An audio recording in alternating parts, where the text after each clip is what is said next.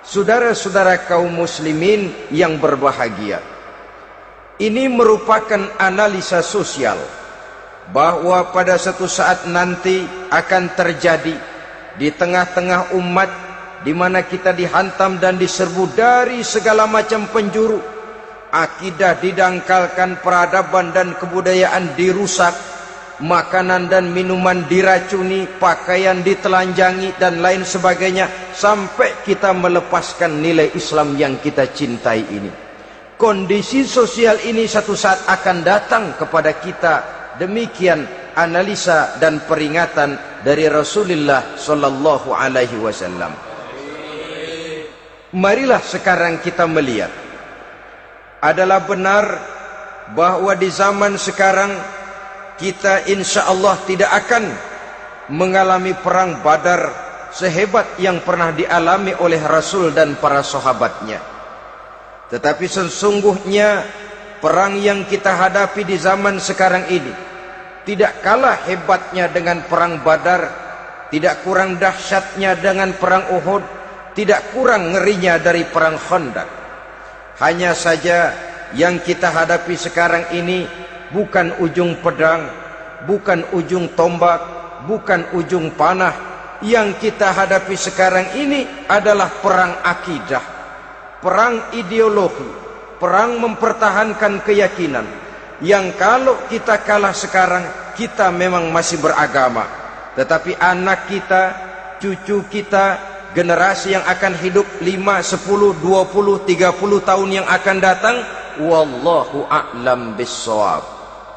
Islam, saudara-saudaraku, tidak mungkin hilang dari dunia.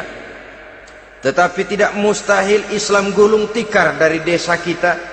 Tidak mustahil Islam gulung tikar dari kampung dan kota kita, jikalau kita tidak menjaganya, jikalau kita tidak memeliharanya, bahkan jikalau kita tidak mewariskannya kepada anak-anak kita, generasi yang akan datang.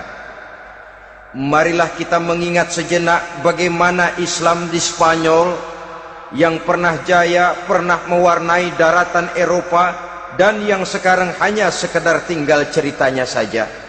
Ini pernah diperingatkan oleh Rasul dalam satu hadis, sayati ala ummati zamanun la yabqal Islam illa ismun wala minal Quran illa rasmun.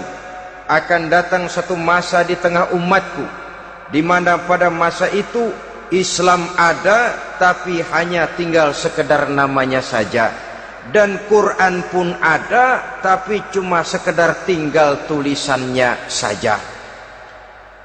Apabila kita tidak mewariskan ini kepada generasi yang akan datang, maka serbuan-serbuan dari berbagai macam penjuru dari hari ke hari semakin kita rasakan kehebatannya. Tidak mustahil sejarah Spanyol akan terjadi di desa kita, akan terjadi di kampung kita, akan terjadi di kota kita. Orang Spanyol kalau mereka cerita kepada anaknya, mereka akan cerita, "Nak, di sini dulu ada masjid." Kapan, Pak? Dulu bener dah. Banyak orang Islam kalau hari Jumat pada sembahyang, kapan itu, Pak? Dulu sekali. Sekarang cuma sekedar tinggal ceritanya saja. Bukankah sesuatu yang sangat tidak mustahil apabila kita tidak menjaga dan mewariskan Islam ini kepada generasi yang akan datang, maka serbuan-serbuan akan membawakan hasil yang diinginkan oleh para penyerbu itu tadi.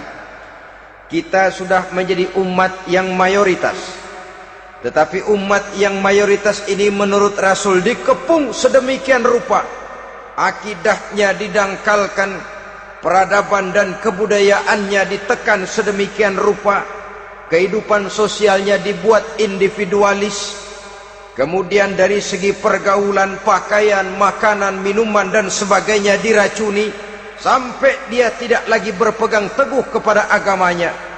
Dan dikala itu hilang kehebatan umat ini di mata musuh-musuhnya. Orang lain memandang kita ringan saja, enteng saja, satu umat yang sudah kehilangan wibawa. Padahal konon kabarnya kita mayoritas, tapi enak saja dikutak-kutik orang lain. Dan dikala itu di hati kita merajalela penyakit uahan. Penyakit uahan itu apa?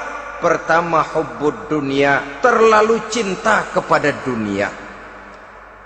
Terlalu cinta kepada dunia yang menyebabkan kita lupa akan tanggung jawab dan kewajiban, lupa meneruskan dan mewariskan Islam kepada generasi yang akan datang.